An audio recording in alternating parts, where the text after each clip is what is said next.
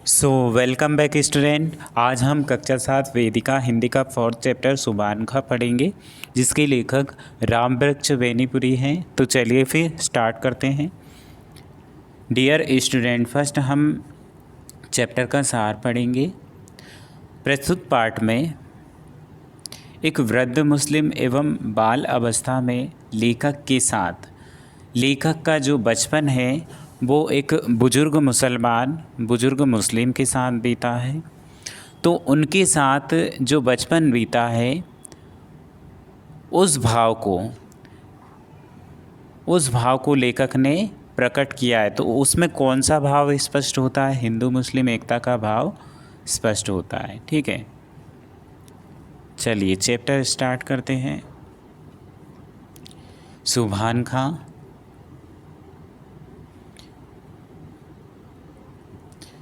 क्या आपका अल्लाह पश्चिम में रहता है? एक बालक एक बुजुर्ग से क्वेश्चन करता है, क्या आपका अल्लाह पश्चिम में रहता है?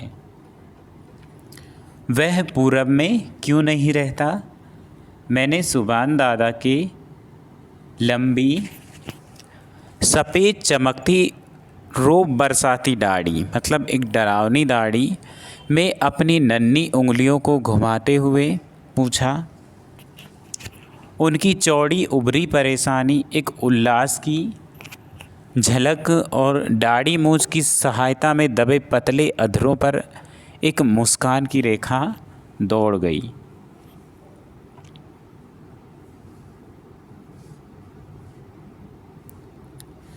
अपनी लंबी बाहों की दाहिनी हथेली सिर पर सहलाते हुए उन्होंने कहा, नहीं बबुआ, अल्लाह तो पूरब पश्चिम उत्तर दक्षिण और सब ओर है। एक बालक किस प्रकार से प्रश्न कर रहा है, उसका जवाब सुबानखा दे रहे हैं। क्या दे रहे हैं? नहीं बबुआ, अल्लाह तो पूरब पश्चिम और दक्षिण मतलब सब जगह है। ठीक है, अब इस पर बालक क्वेश्चन करता है, यानी कि लेखक क्वेश्चन करते हैं, तो फिर आप पश्चिम की ओर मुँह करके खड़े होकर ही क्यों नमाज पढ़ते हैं? फिर लेखक ने क्वेश्चन किया कि जब अल्लाह सब जगह है, सब ओर है, तो फिर आप पश्चिम की ओर मुँह करके खड़े होकर ही नमाज क्यों पढ़ते हैं?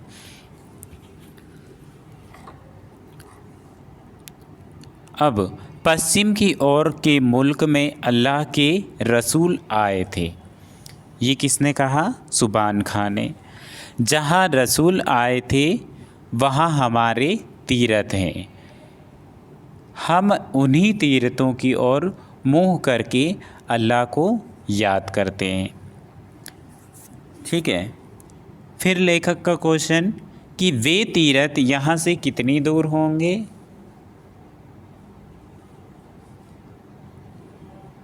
सुबानखा ने जवाब दिया, बहुत दूर। कितनी दूर? बहुत दूर, जहाँ से सूरज देवता डूबते हैं। नहीं, उससे कुछ इधर ही। बहुत दूर। फिर लेखक ने पूछा, कहाँ? जहाँ से सूरज देवता डूबते हैं। फिर सुबानखा ने जवाब दिया, नहीं, उससे कुछ इधर ही। फिर क्वेश्चन लेखक का फिर क्वेश्चन किया लेखक ने, आप उन तीर्थों में गए हैं सुबान दादा? देखा, सुबान दादा की बड़ी बड़ी आँखों में आंसू डबडबा गए। मतलब जिस प्रकार से उन्होंने ये क्वेश्चन किया, उस क्वेश्चन को सुनते ही सुबान दादा की आंखों में आंसू आ गए।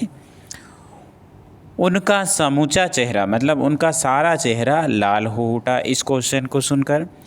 भाव विभोर होकर गदगद कंठ से बोले, वहाँ जाने में बहुत खर्च पड़ता है। मतलब वहाँ जाने में बहुत पैसे खर्च होते हैं जब भी तीर्थ जाएंगे तो। बबुआ,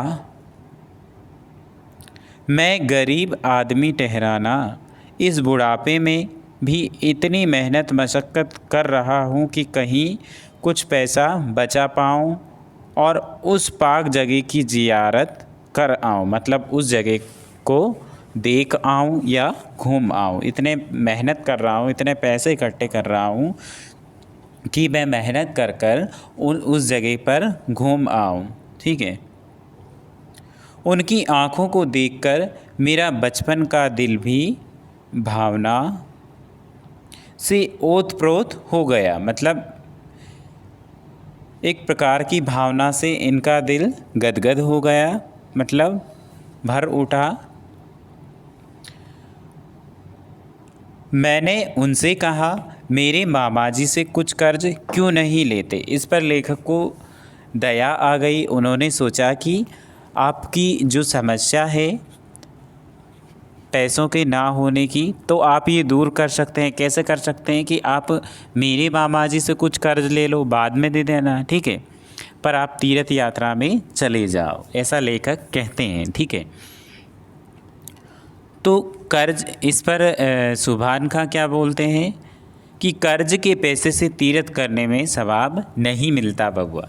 तो सुभान खां कहते हैं कि कर्ज के जो पैसे लेकर, हम उधार के जो पैसे लेकर तीर्थ करने जाते हैं तो उससे कोई फल नहीं मिलता बेटा। ठीक है। अल्लाह ने चाहा तो 1-2 साल में इतने रुपए जमा हो जाएंगे कि किसी तरह वहाँ जा सकूं। अगर ईश्वर ने चाहा या अल्लाह ने चाहा तो मेरे पास इतने पैसे जमा हो जाएंगे कि मैं तीर्थ जा सकूं। ठीक है। इस पर लेखक कहते हैं कि आप जब भी वहाँ जाओगे तो वहाँ से मेरे लिए कुछ सौगात लाइएगा। क्या लाइएगा? वहाँ से लोग खजूर और छुहारे लाते हैं।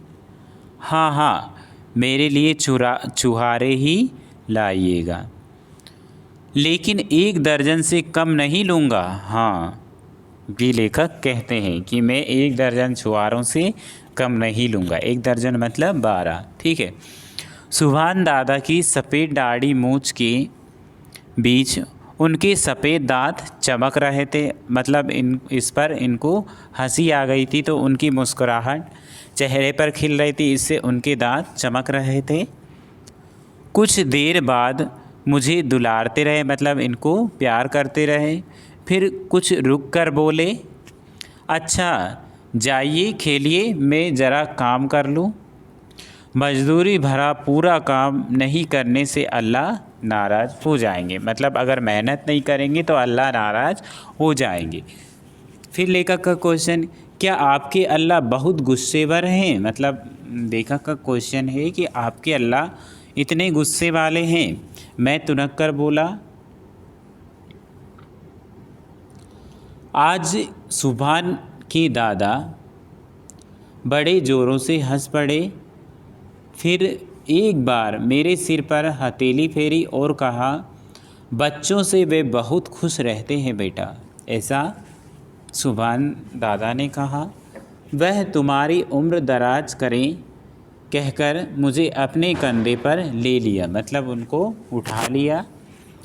मुझे लेते हुए दीवार के नज़दीक आए, वहाँ उतार दिया और झट अपनी कड़नी और बसूली से दीवार पर काम करने लगे।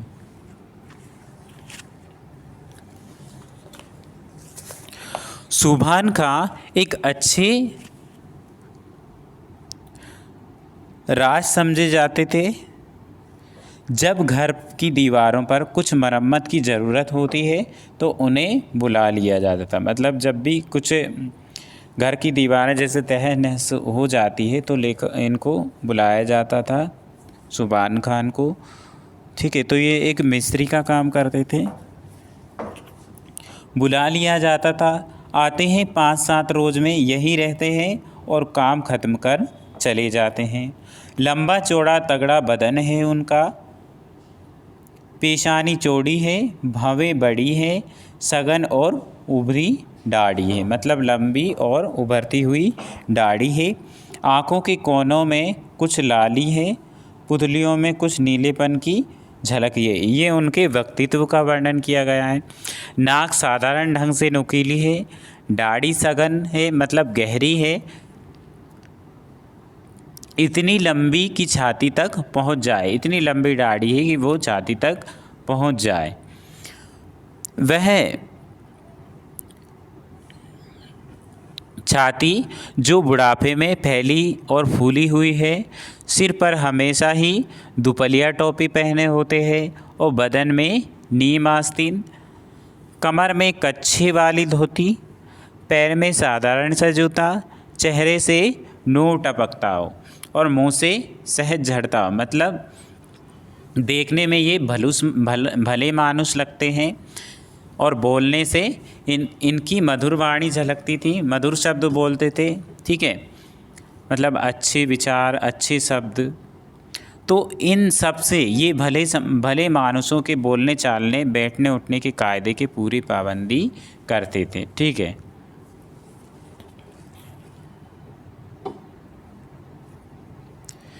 किंतु बचपन में मुझे सबसे अधिक भाती वह सफ़ेद चमकती हुई दाढ़ी, नमाज के वक्त कमर में धारीदार लुंगी और शरीर में सादा कुर्ता पहन, घुटने टेक, दोनों हाथ छाती से जरा ऊपर उठा, आधी आंखें मूंदकर जब वह मंत्र सा पढ़ने लगते, मैं विस्मय होकर, मतलब आश्चर्यचकित होकर, विमुग्ध होकर उन्हें देखता रह जाता। ऐसा मालूम होता कि सचमुच उनके अल्लाह वहाँ आ गए हैं। दादा की झपकती आंखें बताती कि बातें उन्हीं से ही हो रही हैं।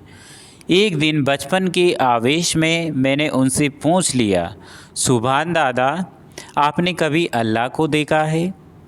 यह क्या कर रहे हो बबुआ? यह क्या कह रहे हो बबुआ? इंसान इन आँखों से अल्लाह को नहीं देख सकता। मुझे धोखा मत दीजिए दादा, मैं सब जानता हूँ, मैं सब देखता हूँ। आप रोज़ आधी आँखों से उन्हें देखते हैं, उनसे बुदबुदा कर बातें करते हैं। हाँ, मुझे चकमा दे रहे हैं आप। मैं उनसे बात करूँगा, मेरी ऐसी तकदीर कहाँ? सुभान का कहते हैं, मैं उनसे बात करूँगा, मेरी ऐसी तकदीर कहाँ है? फिर रसूल की उनसे बातें होती थी बबुआ, मतलब जो रसूल थे उनकी बातें अल्लाह से होती थी। ये बातें कुरान में लिखी हैं। अच्छा दादा, क्या आपके रसूल साहब को भी दाढ़ी थी? अब दूसरा क्वेश्चन कि आपके रसूल साहब को भी दाढ़ी थी, मतलब उनकी भी दाढ़ी थी? इस पर सुभान का जवाब देते हैं, हाँ थी, बड़ी खूबसूरत थी, लंबी भी थी और सुनहरी थी। अब भी उनकी दाढ़ी के कुछ बाल मक्का में रखे हैं, जो तीर्थ स्थल है मक्का, अब भी उसमें इनके बाल रखे हैं। हम अपने तीर्थ में उन बालों की भी दर्शन करते हैं। ठीक है, बड़े होने पर जब मुझे दाढ़ी होगी मैं भी दाढ़ी बढ़ाऊँगा दादा, ऐसा लेखक कहते हैं, और खूब लंबी चौड़ी दाढ़ी। सुभान दादा ने मुझे उठाकर गोद में ले लिया। तो नॉर्मल सी बात है, बच्चे इस प्रकार प्यारी प्यारी बातें करते हैं तो उनको गोद में उठा लेते हैं। तो सुभान दादा ने भी उसी प्रकार से लेखक को गोद में उठा लिया, फिर कंधे पर चढ़ाकर इधर उधर घुमा दिया, मतलब इनको टहला दिया। तरह तरह की बातें सुनाई, कहानियाँ कही, मेरा मन बहलाकर फिर वे अपने काम में लग गए। मुझे मालूम होता था कि काम और अल्लाह ये ही दो चीज़ें संसार में उनके लिए सबसे प्यारी हैं, ऐसा लेखक को लगा। तो चलिए स्टूडेंट, हमारी आज की क्लास यहीं समाप्त होती है। बाकी चैप्टर हम पार्ट 2 में पढ़ेंगे। तो चलिए फिर, बाय।